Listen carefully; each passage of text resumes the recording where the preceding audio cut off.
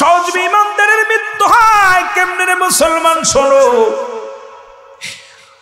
আটা গুলাইয়া খামির বানাইয়া এর ভিতরে যদি একটা চুল পড়ে, এই চুলটা যখন টানতে বাইর করবে, যেমন আটাই টের পায় না, খামিরে টের পায় না, ইমানদারের মৃত্যুটা হয় তেমনি। আর আজকে সারা জীবন বেঈমানি করলা, সারা জীবন সুদ খাইলা, ঘুষ খাইলা।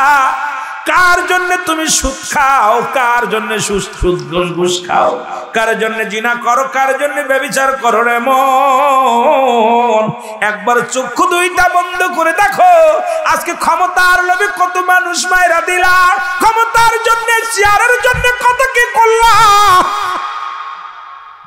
এই চেয়ারের জন্য দুনিয়ার মানুষকে মানুষে মনে করলা না, কিন্তু তুমি কি চিরস্থায়ী হবে? কোনদিন সম্ভব নাই, সম্ভব নাই। ওরে আদম বাবা মুসলমান শোনো, মুসলমান ইব্রাহিম আদম, ওনাকে জিজ্ঞাসা করা হয়েছিল, জিবরিল আমিন সূরত দূরে এসে বলে, আদম রে তুমি জিতু বলকের বাদশা, তোমার কাছে জানতে চাই তোমার আগে কে ছিল? কয় আমার শ্বশুর। আমার শ্বশুর ছিল আব্দুল্লাহ। তার আগে কে ছিল? বলে তার বাবা। বলে তারপরে ছিল কে? তার বাবা। তারপরে কে থাকবে? তার বাবা। বলে তোমার পরে কে থাকবে?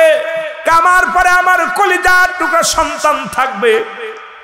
বলে আদম রে, যেটা চিরস্থায়ী নয়, একজনের পর একজন পরিবর্তন হয়, তাহলে এই জিন্দেগি দরকার নাই।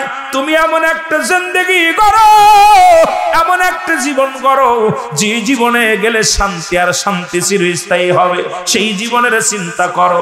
এই গদির মধ্যে বইয়া এটা সম্ভব নয়। ইব্রাহিম আদম বাড়ি যায় চিন্তা করে, আর হাই রে মন, যেহেতু গদি চেঞ্জ হবে, আমার পরে আরেকজন বসবে, আমার তারপরে আরেকজন আসবে, এই গদি আর প্রয়োজন নাই।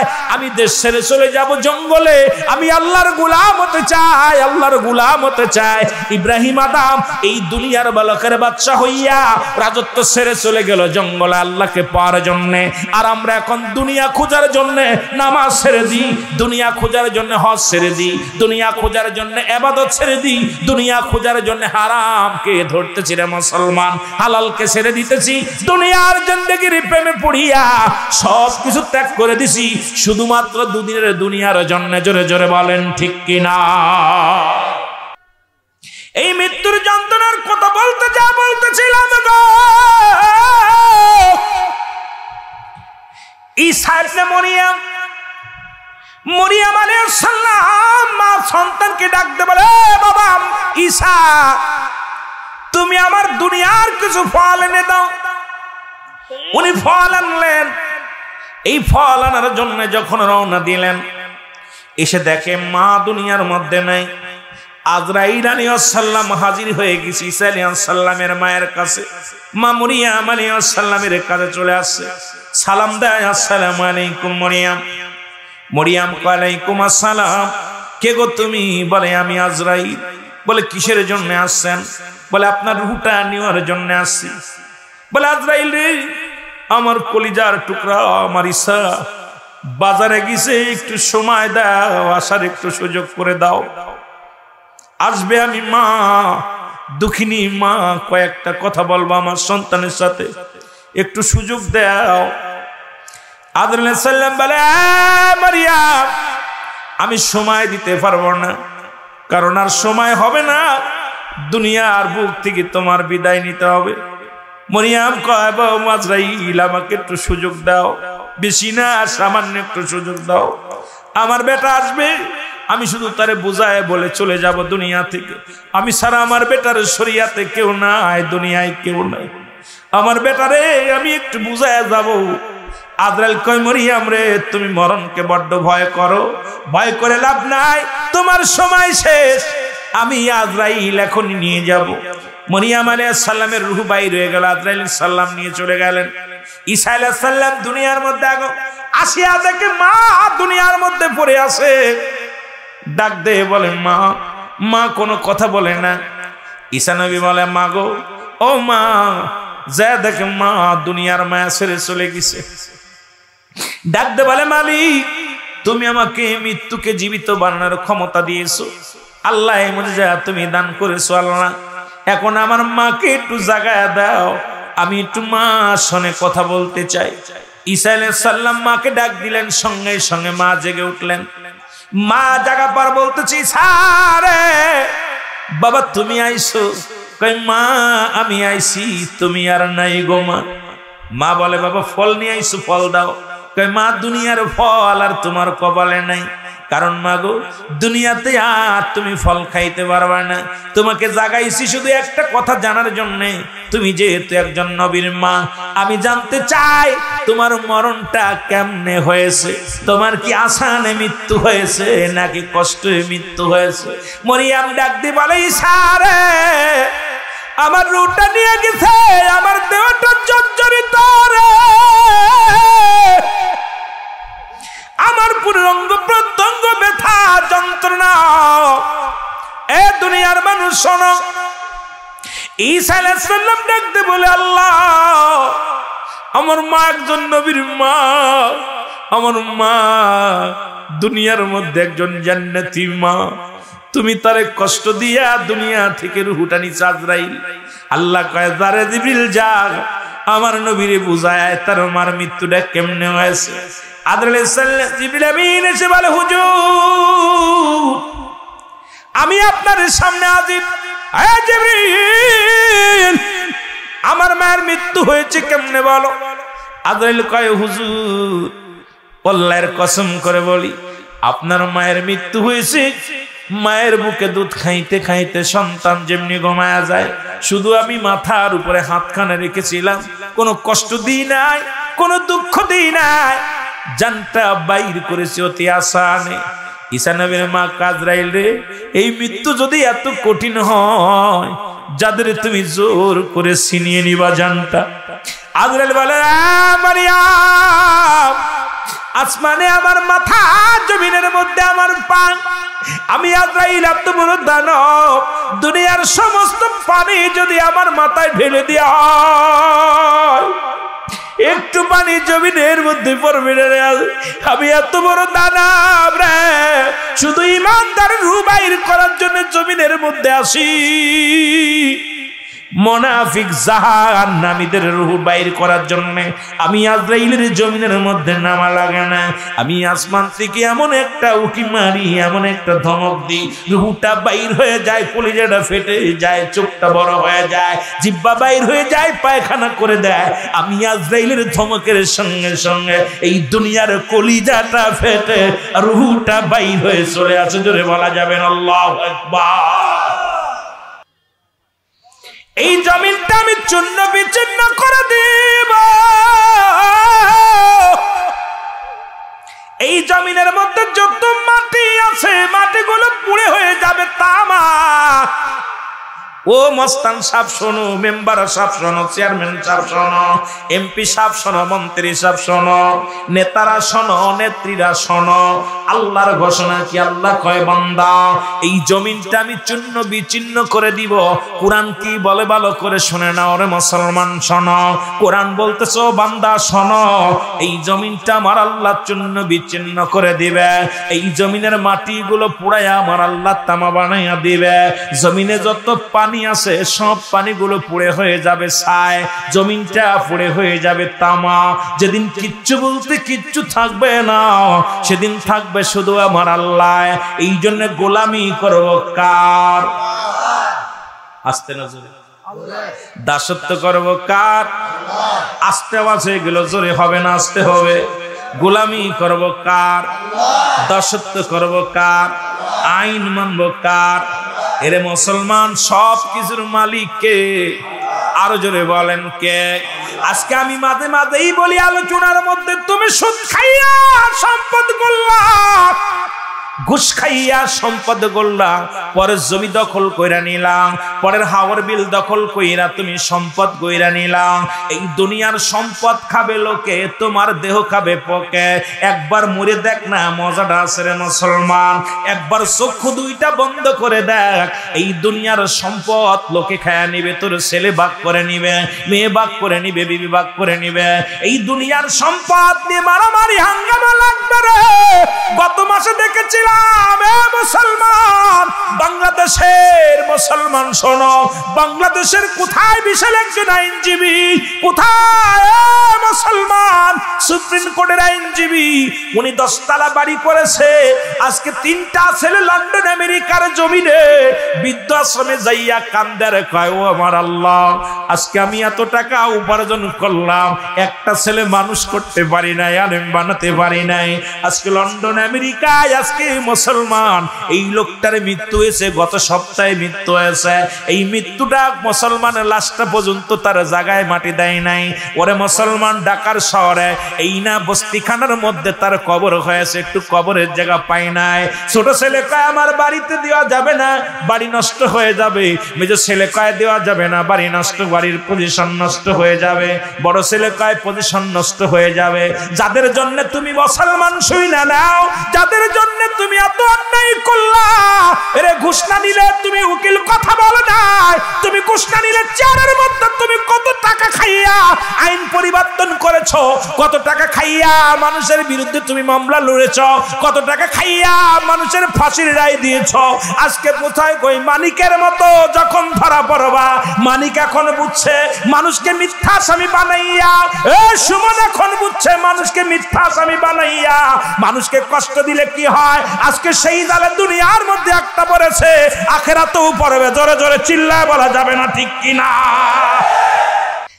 যুবক বন্ধুরা শোনো, জাতি বাঁচলে সমাজ বাঁচবে, সমাজ বাঁচলে জাতি বাঁচবে, আপনি বাঁচলে এলাকার মানুষগুলো বাঁচবে, আবার এলাকা বাঁচবে, তোমার মহল্লা বাঁচবে। এগুলো বাঁচার জন্য আমাদের সচেতন হওয়ার দরকার।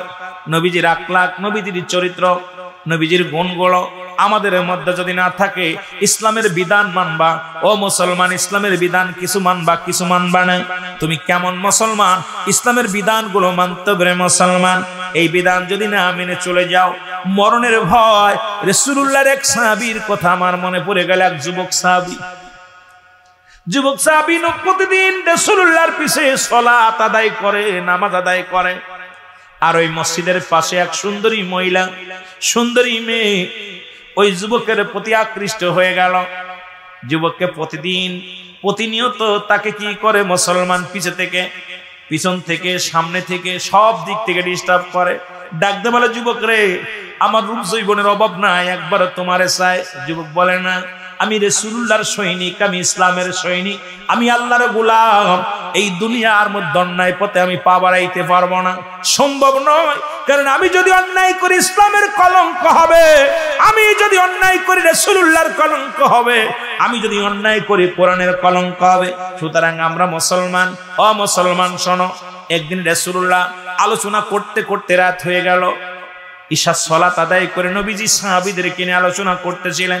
হঠাৎ যুবক ওদিন যখন ঘরে ফিরতেছিলেন, ওই যুবতী সুযোগ বুঝে সঙ্গে সঙ্গে যুবককে হাত ধরে টান দিয়ে নিয়ে ঘরের ভিতরে চলে গেল।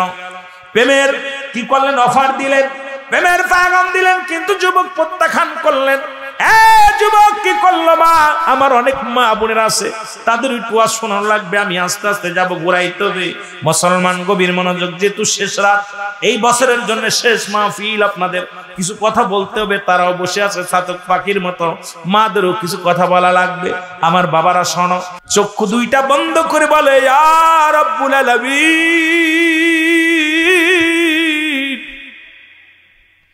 তুমি আমার রব, তুমি আমার প্রভু, তুমি আমার মালিক।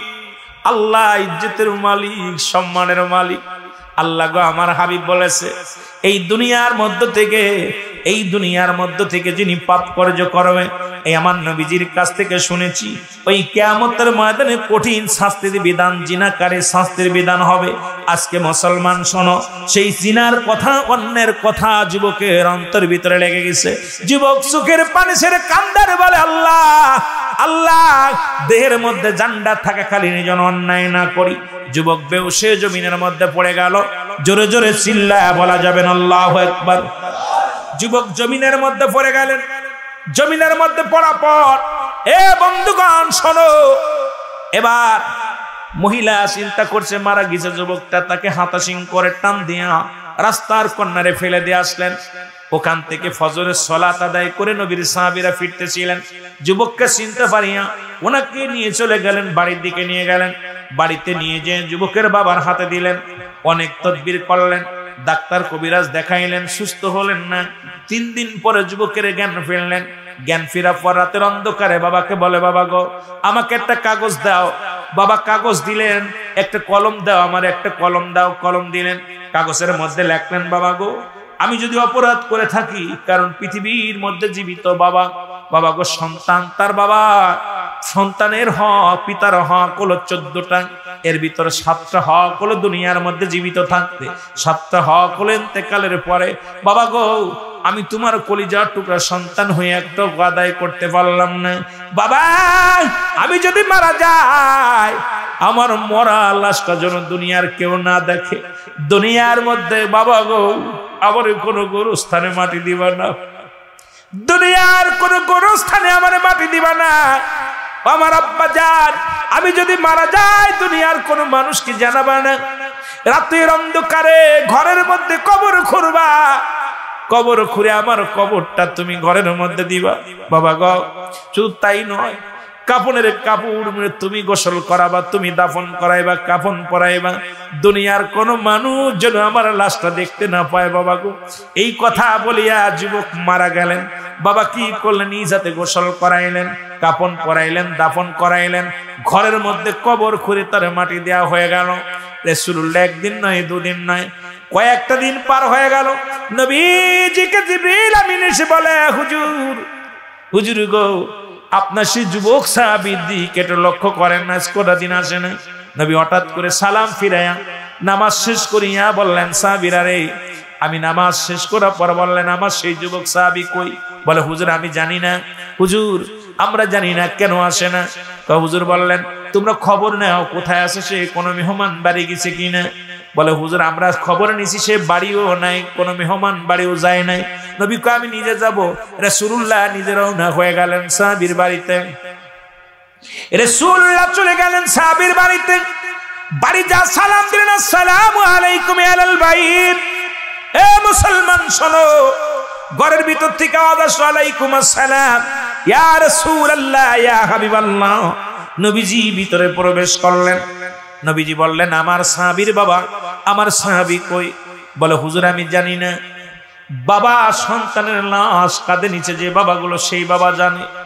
যখন বলছে আমি জানি না, চোখের কোনা দিয়ে পানি ঝরতেছে।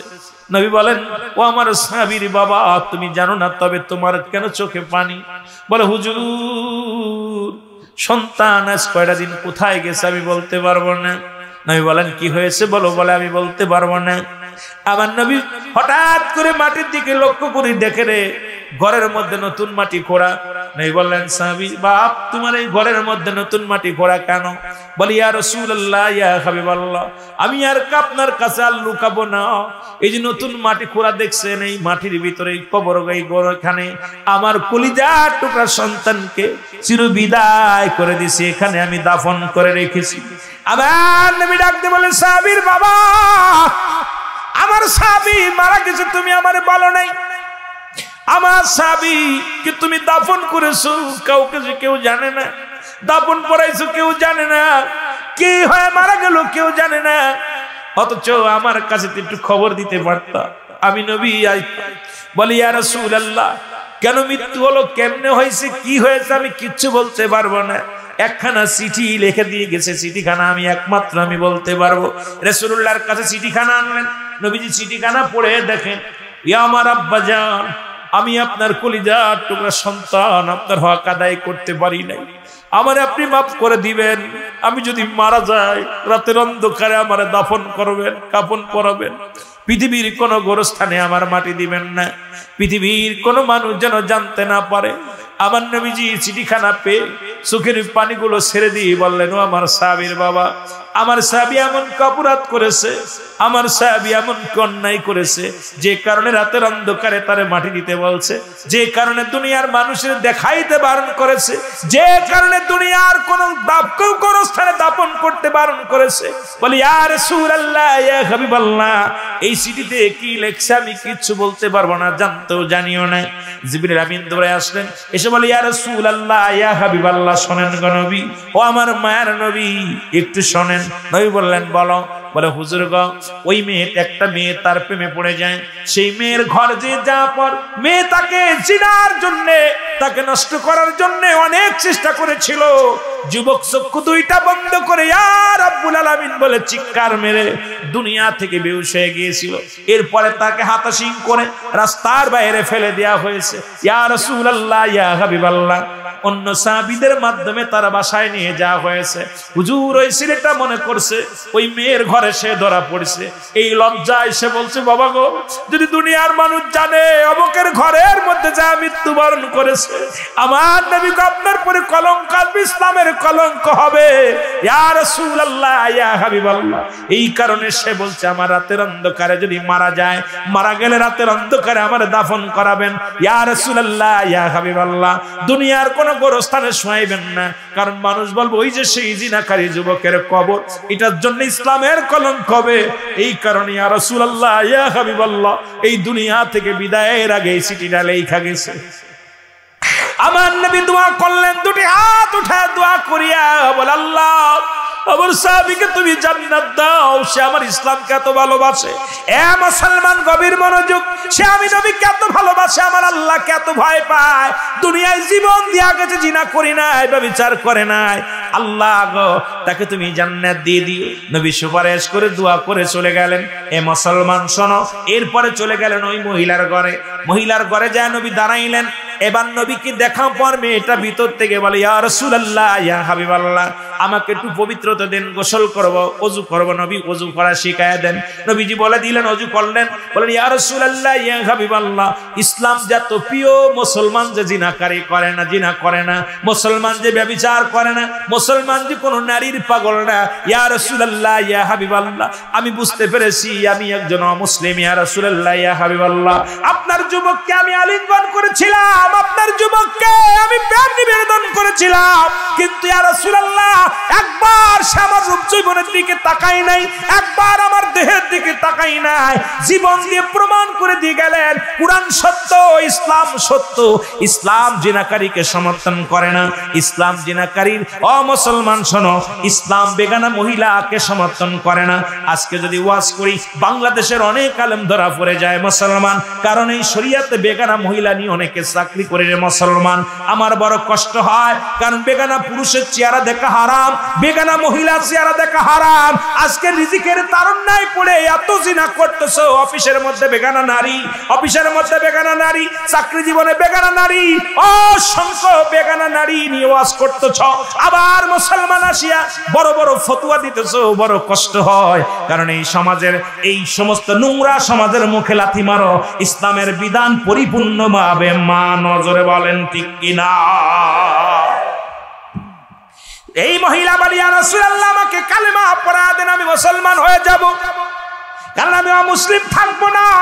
যার মধ্যে জিনা নাই, যার মধ্যে ব্যভিচার নাই, যার মধ্যে কোনো লোভ নাই, যার যে তোর যে মুসলমান, যে শাস্ত্রের মধ্যে জিনা ব্যভিচার অন্যায় নাই, ইয়া রাসূলুল্লাহ সেই ইসলামটা আমাকে পড়ায়া দেন, কালেমা পড়ায়া দেন।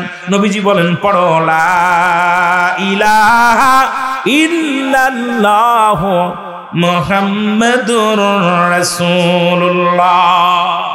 খাজা মাইনুদ্দিন চিশতি রাহমাতুল্লাহ আলাইহি এ মুসলমান কি করতেছে? সিজদার মধ্যে পড়ে বলতেছে আল্লাহ আমি অপরাধী, আমি গুনাহগার, আল্লাহ আমার সিজদা তোমার জমিনের মধ্যে, জমিনের মালিক তুমি, আসমানের মালিক তুমি, সব কিছুর মালিক তুমি, তোমার প্রশংসা তোমার মহিমা বলে শেষ করা যাবে না। আল্লাহ পিছন থেকে এসে 500 প্রহরীরা একটা কথাও না চিৎকার মেরে বলে খাজা মাইনুদ্দিন আমরা একটা সেকেন্ড আর হিন্দু থাকতে চাই না, আমাদেরকে আপনি মুসলমান বানায়া দেন, কালেমা পড়ায়া দেন। 500 হিন্দুরা এক বাক্যে কালেমা পড়েছিল লা ইলাহা ইল্লাল্লাহ এখন আমার দেশে অসংখ্য পীর সাহেব আছে, কারুর দরবারে যে মুসলমানই হয় না। কথা কই না কেন? কারণ তারা দুনিয়াটাকে এমন ভাবে ধরছে, তারা দুনিয়ার মুখাপেক্ষী, কিন্তু আল্লাহর মুখাপেক্ষী নয়। আল্লাহর মুখাপেক্ষী যিনি, তার কথায় মানুষগুলো পাগল হয়ে যায়, তার কথা মতো সব কিছু চলে। রে মুসলমান শোনো, কারণ এই পৃথিবীর সমস্ত মাখলুকাত এ মুসলমান বানাইছে শুধু বান্দারে, এই বান্দার রাজত্ব দেওয়ার জন্য। এই বান্দা যদি বোঝে সেই মওলার রাজত্ব মানিয়া দুনিয়ার মধ্যে গোলামি করতে পারে, আল্লাহ রাব্বুল আলামিন ইজ্জত সম্মান সব বান্দারে দান করে। জোরে বলেন ঠিক কিনা? সুতরাং মুসলমান, আমি যে কথা বলতেছিলাম, এই কালেমার এত দাম, কালেমা পড়েছি, লা ইলাহা, নাই কোন ইলাহ ইল্লাল্লাহু, এক আল্লাহ ছাড়া, মুহাম্মাদুর রাসূলুল্লাহ। এইটা কালেমা পড়া পর একদল মুনাফিক আছে। আল্লাহ কি কয়? আল্লাহ কয় মিনান নাস। এই মুনাফিক শোন, আল্লাহ কয় মিনান নাস, মানুষের মধ্যে মাগুলো তারা বলবে আমান্না, তার ঈমান আনছে বিল্লাহি, আল্লাহর প্রতি। একদল মুনাফিক আছে, তারা আল্লাহরে মানি। কথা কোন? আল্লাহ মানি, খাওয়ায় কে, বাঁচায় কে, সবই মানে, কিন্তু ইমানটা দুর্বল। এমন দুর্বল আল্লাহ কয় কি? কয় মিনান নাস, মানুষের মধ্যে মাকুলু তারা বলবে আমান্না, তার ঈমান আনছে বিল্লাহি, আল্লাহর প্রতি, অবিল আখিরাতের প্রতি বিশ্বাস স্থাপন করছে। মাহুম বিমুমিনিন, আল্লাহ বলেন মুমিন মুত্তাকিন তারা দাবি করবে, মুমিন এবং মুত্তাকিন। জোরে বল আল্লাহু আকবার। আর একটু জোরে বল আল্লাহু আকবার। একদল আছে তারা ইমানদার মুমিন বলে দাবি করবে। আমার আল্লাহ কয় হাবিব রে, ওই সমস্ত মুনাফিকদের জন্য, কাফেরদের জন্য, ওদের জন্য প্রস্তুতি করে রাখলাম উইদ্দাতুল কাফিরিন। ওই কাফের বেঈমান মুনাফিকদের জন্য আমি আল্লাহ প্রস্তুতি করে রাখলাম 7টা জান্নাত। এ দুনিয়ার মুসলমান,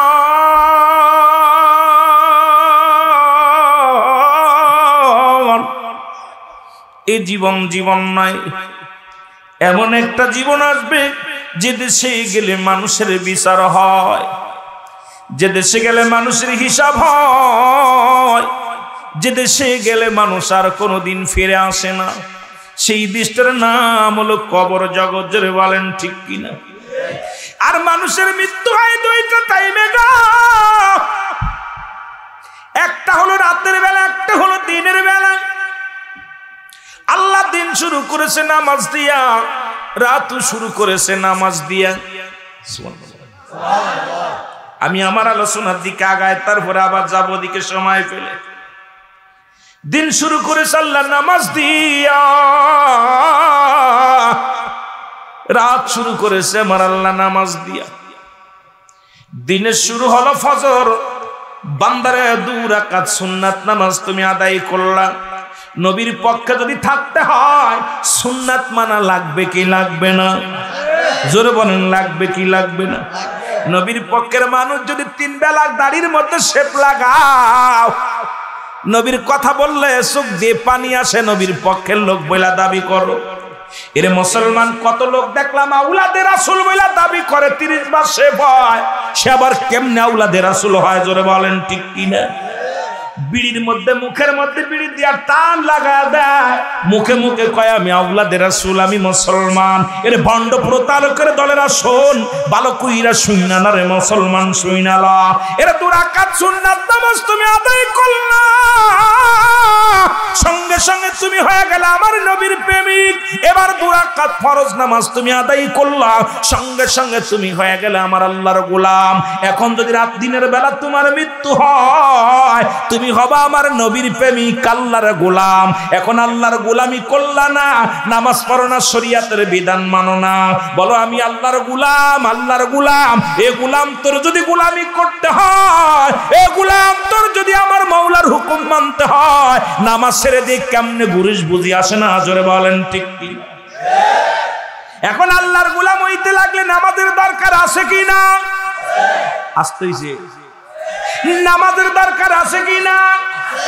এরা মুসলমান, নামাজে খোঁজ নাই, কেমনে বলো তুমি মুসলমান? এখন যদি বলি বাবা ওয়াজ শোনা এটা নফল বন্দেগী, ফরজ নয়। ফরজ ছিল ঈশের নামাজ, মুসলমান কিসের নামাজ? এই আমি যখন আসতেছিলাম দেখি মুসলমান মাত্র 3 থেকে 4 জন এই জায়গায় ঈশার নামাজের সালাত হয়। এখন দেখি মাঠের অবস্থা ভরপুর, তার মানে বুঝতে বাকি নাই নামাজি মানুষের অভাব, ওয়াজ শোনা মানুষের অভাব নাই। ওয়াজ শোনা কি ফরজ? মুসলমান গভীর মনোযোগ, যে কথাগুলো আমি বলি দিলের কান্ডা লাগা শোনো। পৃথিবীর মধ্যে আসার একটা সিরিয়াল আছে, যার কোনো সিরিয়াল নাই। দেখা যায় সন্তানের কাঁধে বাবার লাশ, বাবার কাঁধে সন্তানের লাশ, ভাইয়ের কাঁধে ভাইয়ের লাশ। এই দুনিয়ার মধ্যে দাদা জিন্দা, নাতি নাই, নাতি জিন্দা, দাদা নাই। কে কখন চলে যাবে কেউ বলতে পারি না। ওরা মৃত্যুর কথা বলতে যাইয়া আল্লামা মুফতি আমজাদ আলী সাহেব একটা কিতাব লেখলেন, কিতাবের নাম বারে শরিয়াত। এই কিতাবের মধ্যে লিখতে যা বললেন, দুনিয়ার মানুষ শোনো, আমরা যে মৃত্যুগুলো দেখি দুনিয়ার মুসলমান, এই মৃত্যুটা হলো 70টা তাজা উটের গায়ের চামড়া জবাই না করিয়া উল্টো দিকে টান দিয়া লবণ আর মরিচ লাগা দিলে যতটুকু যন্ত্রণা হয়, ও মুসলমান, সর্ব সহজ মৃত্যু যেটা হয়, এই মৃত্যুটা তার চাইতে 70 গুণ যন্ত্রণা বেশি হয়। এখন আমরা মরণকালে যারা পায়খানা করে দিই, মরণকালে যারা প্রস্রাব করে দিই, মরণকালে যারা চোখ দুইটা বড় বড় হয়ে যায়, মরণকালে অনেকের জিহ্বাটা বড় হয়ে যায়। রে মুসলমান, কত মানুষের জানাজা পড়াইলাম রে, কত মানুষের কাপড় পরাইলাম, কত মানুষের মুসলমান গোসল করাইলাম। মৃত্যুকালে দেখেছি, মরণের পরে গোসল করতে যেয়ে দেখেছি পায়খানা প্রস্রাব করে দিছে। তোমার মেয়ে মিথ্যাবাদী, কাজ্জাব, তোমার মেয়ে ছলনা করেছে, মিথ্যা বলেছে, কোনদিন মাটির পুতুল দুধ পান করতে পারে না। মেয়ে বলে আমার হাত থেকে কেড়ে নিয়ে খেয়েছে। সবাই পুরীরা বলে এটা মিথ্যা, এটা মিথ্যা কথা, মানতে পারি না, এটা মানা সম্ভব নয়। এবার মুসলমান মেয়েটার মনে পড়ে গেল ওই দাড়িওয়ালা টুপিওয়ালার কথা, আল্লাহওয়ালার কথাটা মনে পড়ে গেছে। ডাক দে বলে, দেবতা রে, দুধ কি পান করবা নাকি গতকাল যিনি কান ধরেছিল তারে ডাক দিব? সঙ্গে সঙ্গে দেবতার জবান খুলে গেছে। ডাক দে বলে, ডাকা লাগবে না, দুধ দাও, পান করি। জোরে জোরে চিল্লায় বলো সুবহানাল্লাহ। 500 প্রহরীরা বলে, সেই লোকটা কে যার ভয়ে দেবতা দুধ পান করলো, যার ভয়ে দুধের পেয়ালা হাতে নিল, সেই লোকটা কে গো? মেয়ে বলে আমি চিনি না, তবে দাড়িওয়ালা টুপিওয়ালা পাঞ্জাবি গায়ে একটা পাগল। বলে চলো যায়, কোন দিকে গেছে? দিকে দেখে রাস্তার কিনারায় বইয়া। কয়টা কয়টা মুনাফিকি করবি ধরা পড়বি, বেঈমানি করবি ধরা পড়বি, আল্লাহর সঙ্গে বাটপারি করবি ধরা পড়বি, রাসূলের সঙ্গে বাটপারি করবি ধরা পড়বি। মুনাফিকি যে করেছিল তৎকালীন জামানায়, এখনকার জামানায় অসংখ্য মানুষ মুনাফিকি করে। জোরে বলেন ঠিক কিনা? আপনার দলের লোক কি কর কথা কয় না? এক কাপ চার কাছে ইমান বিক্রি করি আমরা, বিশ্বাস করেন না? এক কাপ চার কাছে ইমান বিক্রি করে ফেলেছে। লম্বা ওয়াজ করতেছি, এখন বান্ডিল একটা ধরাই দিলে সকালবেলা বাইরে গান গাবানে। জোরে কোন ঠিক কিনা? সামনে আসলে আসসালামু আলাইকুম, পিছনে গুলি হালা। কথা কই না? রাগ করেননি? এক দেশের গালি এক দেশের বলি। আপনাদের বগুড়ার কি ভাষা জানি না, তা আমাদের এক দেশের মাগুরা জেলার ভাষা আর এই জায়গার ভাষা এক না। যদিও কথা বলতে গেলে স্লিপ যদি করে ফেলি বিপদ। কথা কোন বিপদ না? আল্লাহ কবুল করুক, সকলে বলেন আমিন। কষ্ট হচ্ছে আপনাদের? কষ্ট হচ্ছে? এর জিকির করেন সুবহানাল্লাহ।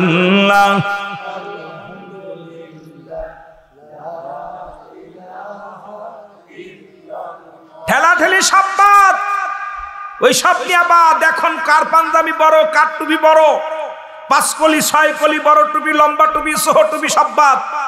এখন ইসলামের স্বার্থে এক গান গাইতে হবে।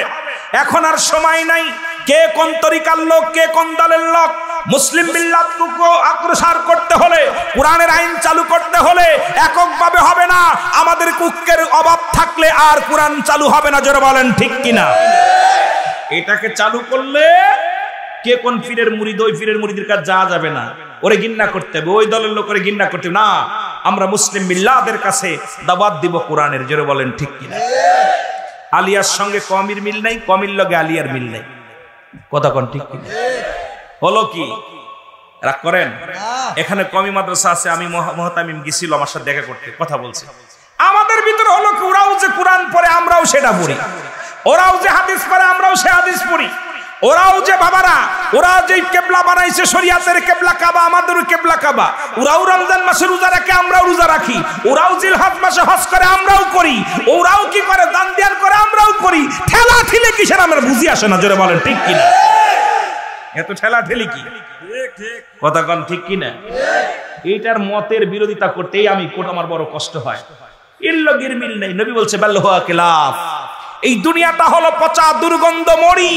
মানুষের চরিত্র হবে কুকুরের চরিত্র। কুকুর যেমন দুনিয়ার সম্পদ আর মরি পাইলে খুশি হয়, শেষ জামানার মানুষ শুধু সম্পদ পাইলে খুশি হবে। এখন সম্পদ দিবে আলহামদুলিল্লাহ, দিবে না কয় নাউজুবিল্লাহ। জোরে বলেন ঠিক কিনা? আমি আশ্চর্য হয়ে যাচ্ছি। আজ কয়েকদিন ভাবতেছি যে আমরা বলতেছি কোরআনের আইন চাই, হাদিসের আইন চাই, আবার এক দলকে আমরা পছন্দ করতেছি না, ওরা আবার আমাকে পছন্দ করছে। ঘটনাটা কি? ওরাও যা করে আমরাও তা করি, ওরাও যা করে আমরাও তা করি। ঘটনাটা কি রে ভাই? আমরা কি বেশি করি? রমজান মাসে রোজা রাখি, ওরা আমরা কি? কথা কয় না কেন? জামাত ইসলামের ভাইয়ারা রমজান মাসে রোজা রাখে, তাবলিগের ভাইয়ারা রাখে না? কথা কন রাখে না? তাবলিগের ভাইয়ারা জিলহজ মাসে হজ করতে যায়, আপনার জিলকদ মাসে, জিলহজ মাসে কুরবানি করে। ওই 10 তারিখ থেকে 11, 12 এই যে কুরবানি 3 দিন ব্যাপী কুরবানি করে। সব মুসলমান ওইটা মানে। জোরে বলেন ঠিক কিনা? কথা বলেন ঠিক কিনা? শরিয়াতের কেবলা আমার কি? শরিয়াতের কেবলা কাবা, দুজাহানের কেবলা নবী, আর মুনাজাতের কেবলা আরশে আজিম, সবাই মানি। জোরে বলেন ঠিক কিনা? ঠেলা ঠেলি কি? ঠেলা ঠেলি কি? এই যে শুরু হলো গুতাগুতি। আমি চাই ঐক্যের কোনো অভাব নাই, কারণ ঐক্যের বিকল্প নাই। সকলকে ফাড়া পাঞ্জাবি, কে গোল পাঞ্জাবি, কে লম্বা পাঞ্জাবি, কে টুপিওয়ালা, কে দাড়িওয়ালা, এসব দেখার সময় নাই। এখন আমাদেরকে একটা প্ল্যাটফর্মের মধ্যে আসতে হবে। যদি ইসলামের আইন, যদি কোরআনের আইন রাষ্ট্র, গ্রামে, ইউনিয়নে, থানায়, উপজেলায়, জিলায়, পীরের খানকায়, সব জায়গায় চালু করতে হলে আমাদের ঐক্যবদ্ধ হওয়া লাগবে কি লাগবে না? জোরে বলেন লাগবে কি লাগবে না? এখন মনের ভিতরে মনে মনে শেখ ফরিদ বগলে একই, মনে মনে শেখ ফরিদ বগলে একই। এই জন্য আমি সকলকে বলবো, আমার তরিকাপন্থী ভাইরা যারা আছেন, আপনাদেরকে অনুরোধ করব, আমাদের অমুসলিমরা কখনো আমাদের বন্ধু না। আর আমাদের মুসলিমদের কাছে যাওয়া লাগে না। বাংলাদেশে 92% মুসলমান। এগুলো যদি একটা করে ভোট লাগে না, আমি মনে করি 24 ঘন্টা একটা এক নিঃশ্বাস এক কথা বলে, আমার বিশ্বাস কোরআনের আইন বাংলাদেশের ঘরে ঘরে চালু হয়ে যাবে। জোরে বলেন ঠিক কিনা? কিসের দরকার? কত পার্সেন্ট? মিয়া কত পার্সেন্ট মুসলমান? কথা কয় না কেন? আরে আর প্রায় 82-80% মুসলমান। আমাদের এখনো দাওয়াত দেয়া লাগে নামাজের, এখনো দাওয়াত দেয়া লাগে আপনার ইসলামের, এখনো দাওয়াত দেয়া লাগে কোরআনের, এখনো দাওয়াত দেয়া লাগে হাদিসের, এখনো দাওয়াত দেয়া লাগে ইসলাম ইমান ইহসানের, এখনো দাওয়াত দেয়া লাগে কোথায়? শরীয়ত তরিকত হাকিকত মারফাতের, এখনো দাওয়াত দেয়া লাগে পিতামাতার খেদমতের। এর চাইতে কলঙ্ক থাকতে পারে না। জোরে বলেন ঠিক কিনা? আসেন বিদাবেদ ভুলে যায়, আসেন বিদাবেদ ভুলে যাই। যে আপনারা লিল্লাহি তাকবীর দিলেন, আনন্দ লাগছে আমার। লিল্লাহি তাকবীর শব্দের অর্থ আল্লাহর জন্য তাকবীর দাও। আবার আমার ভাই, আমার আগের বক্তা, নারায়ে তাকবীর, নারায়ে তাকবীর উচ্চ আওয়াজে আল্লাহর জন্য তাকবীর। দুইটা শব্দ একই, একটা হলো উচ্চ আওয়াজে দাও, আরেকটা হলো আল্লাহর জন্য দাও। দুইটাই কিন্তু আল্লাহর জন্য। বুঝার অভাব। এখন উনি যদি কেউ লিল্লাহি তাকবীর দিলেই মনে করে এটা মনে হয় জামাইতে, আর যেই কয় নারায়ে তাকবীর মনে হয় এটা মনে হয় ওয়াহিবা। যদি কোন ঠিক কিনা? এই যে মনের একটা হিংসা, কথা বুঝছেন? এইগুলো পরিত্যাগ করতে হবে। বড় কষ্ট লাগে, অর্থ জানে না, অর্থ বিষয়ে জ্ঞান নাই। জ্ঞান না থাকার কারণে হুটভাট প্রশ্ন, হুটভাট কথা, এগুলো চলবে না। জোরে বলেন ঠিক কিনা? একটু মহব্বতের সঙ্গে বলেন, ও মুসলমান দাঁড়াও দেখি, সাথে নিয়ে যাও কোরআন খানি ভালো গাও। মুসলমান সাথে নিয়ে যাও কোরআন খানি ভালো গাও। মুসলমান দাঁড়াও, সাথে নিয়ে যাও কোরআন খানি। এর ঘর বিপাদে কঠিন দিনে কোরআনই হবে তোমার সঙ্গের সাথী। ও মুসলমান দাঁড়াও দেখি, সাথে নিয়ে যাও কোরআন খানি ভালো গাও। মুসলমান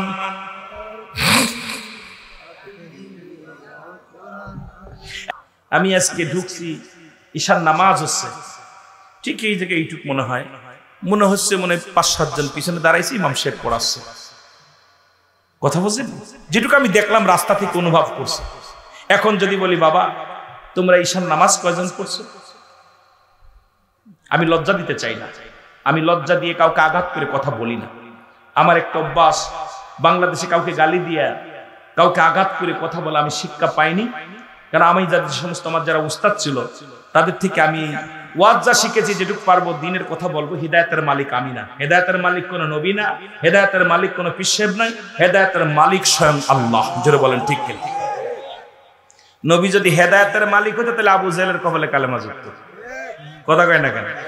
এনা আমাদের দেশে মৌলবীরা এখন যদি বলে যে আমি হেদায়েতের মালিক, কি কর, এটা হলো বড় ওয়াট ফার। জোরে বলেন ঠিক কি? বাটপা। এই জন্য আপনাদেরকে লজ্জা দিব না। নামাজ কি দরকার আছে? জোরে বলেন দরকার আছে। ওদিন গিয়েছিলাম বরিশালে ওয়াজ, তো যাই এত ভালো লাগছে, এরকম ভরপুর মাঠটা, মঠবাড়িয়ার মাঠ, দেখি সবার টুপি মাথায়, এত ভালো লাগছে আমি আশ্চর্য হয়ে গেছি। আমি কইছি ভাই নামাজের সংখ্যা দেখি মাশাআল্লাহ প্রায় 90% উপরে নামাজ। মজা লাগছে। তা হাত উঁচা 10% দেখি মাথা নিচে করে রয়েছে। চিন্তা করলাম এটা আমার কাজটা ভালো করি নাই। যদিও তাকে মাঠে মানুষকে লজ্জা দেওয়া আর নিজে পাওয়া সমান কথা। আমাকে আল্লাহ মাইক দিছে, কথা বলতেছি, তাই বলে আরেকজনকে লজ্জা দেওয়া না। বাবা আমরা মুসলমান হিসেবে দাবি করতে হলে নামাজ একমাত্র কাফের এবং মুসলমানদের মধ্যে পার্থক্য হলো নামাজ। জোরে বলেন ঠিক কিনা? কাফেররা নামাজ ছাড়ে, মুসলমানরা নামাজ ধরে। জোরে বলেন ঠিক কিনা? দুনিয়ার মুসলমান গভীর মনোযোগ। দিনের বেলা তোমার মৃত্যু হয় না, রাতের বেলা তোমার মরণ হবে, এর মধ্যে কোনো সন্দেহ নাই। রাতের শুরু হলো বান্দা মাগরিব, 3 রাকাত ফরজ নামাজ তুমি আদায় করলা, তুমি হয়ে গেলে আমার আল্লাহর গোলাম। আমরা কত নেতার গোলাম হয়ে গেছি, নেতার অনুকরণ করি, কত পীর সাহেবের নেতার বানাইয়া অনুকরণ করি, নেতার হুকুমে ধারা দিন দাঁড়ায় থাকি, নেতার হুকুমে মানুষকে খুন করি, নেতায় যা বলে এটা মানতে যাইয়া কত মানুষকে খুন করে। জোরে বলেন ঠিক কিনা? ওরে নেতারে খুশি করতে যাইয়া কত কি করি, কিন্তু আল্লাহরে খুশি করার দরকার আছে কি না? নেতারে খুশি করতে, চেয়ারম্যান মেম্বারে এমপি রে খুশি করতে যায় কত লোক মেরে ফেলেছে, মন্ত্রীরে খুশি করতে যায়। এই যে 5 জুলাই কত মানুষ আহা কি করছে, শোয়া ফেলছে। আমার মাগুরা তো 11 জনকে মারছে, 11 জনকে শহীদ করেছে, কিন্তু দেখলাম লিস্টে দিয়েছে 4 জন। আমার বাড়ির কাছে গোলাম রাব্বি, এত ভালো ছেলেটা 5 ওয়াক্ত নামাজি ছিল, ইমানদার। সে মনে করছে ওরে মারবে না, ও আগায় গেছে। গোলাম রাব্বি উনি ছিল যুব ফ্রন্টের সভাপতি, যুব ফ্রন্টের সভাপতি আপনার ওই বিএনপি। আমার বাড়ির পাশের বাড়িটা, 5 ওয়াক্ত নামাজ জামাতের সাথে পড়ে, এত ভালো ছেলে। উনি গেছে গুলি পাশতে করছে। আরে আমার প্রশাসনের ভাইরা, গোলাম তোমরা মানুষ হত্যা করছো, এখন আইন মানছো ঠিক আছে, কিন্তু মারতে যে এমনও কিছু করছো, এখন রাস্তায় রাত দিনের বেলা একটা প্রশাসন পাই না, বড় কষ্টের মধ্যে আছি আমরা। যেটা বলেন ঠিক কিনা? কালকে দেখলাম 30,000 প্রশাসন, 30,000 পুলিশ এখনো জয়েন্ট করে নাই থানায়, 30,000 পুলিশ এখনো থানায় জয়েন্ট করে নাই। তাদেরকে আজকে আইন উপদেষ্টা মন্ত্রী উনি বলছে যে আমরা এই সপ্তাহের মধ্যে এদেরকে সন্ত্রাসী আখ্যায়িত মামলা দেওয়া হবে। এখন আমরা আছি বিপদের মধ্যে। তাহলে কত বড় অপরাধ করলে একজন প্রশাসন পালায় যায়, এটা দুঃখজনক। এটা আমি আপনি বলতেছি না, আমি কাউকে আঘাত করে বলতেছি না, বোঝানোর জন্য বলতেছি। রাগ করতেছেন কেউ? আমি আমলিকেরও না, বিএনপিরও না, আপনাদেরও না, আমি আল্লাহর। যেটা বলেন ঠিক কিনা? আমি আল্লাহর কথা বলতেছি, রাসূলের কথা বলতে এসেছি। এ দুনিয়ার মুসলমান গভীর মনোযোগ। এখন এবার 2 রাকাত সুন্নাত নামাজ তুমি আদায় করলা, সঙ্গে সঙ্গে হয়ে গেলা তুমি রাসূলের প্রেমিক। এখন যদি রাতের মধ্যে মৃত্যু হয়, তোমার মৃত্যুটা হবে একজন আল্লাহর রাসূলের প্রেমিক এবং আল্লাহর গোলাম হিসেবে। তোমার জীবন ধন্য। জোরে জোরে চিল্লায় বলেন সুবহানাল্লাহু আকবার। এরে আজ না হয় কাল তুমি যাইবা কবরে, যাবার বেলায় দেখবে চেয়ে গো তোমার সবই রইল, যাবার বেলায় দেখবে চেয়ে গো তোমার সবই রইল। একটু সাউন্ড দেন। কুল্লুমান আলাইহা ফান, সব শেষ করে দিবে কে? ওই এক আয়াতের যে কুল্লু নাফসিন যায়কাতুল মউত, এইটার উপরে আলোচনা করলে মরণের কোন আপটোড আলোচনা চলে না। মরণের কোন আপটোড ওয়াজ নাই। বুঝতে হবে ওয়াজগুলো কি। মরণ, কবর, এর কোন আপটোড ওয়াজ নাই। কষ্ট হচ্ছে? গালি দিতে চাই না, কষ্টের কথা বলতেছে। আহা, মানিক বিচারপতি কত বিচার করছে, আরে বাবা রে কাল্লা আমার মতো, ঠিক না? কত বিচার করছে। বেড়া এখন আমি ভুলই করছি, সাজা হচ্ছে।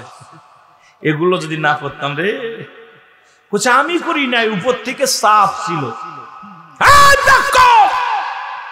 উপর থেকে কে চাপ দিল তোরে? উপর মহলের চাপে আমি করছি। রাতকে দিন করেছো, দিনকে রাত করেছো। আল্লাহর মা, আল্লাহ ছাড় দেয়, ছেড়ে দেয় না, সময়ের দরকার। জোরে বলেন ঠিক কি?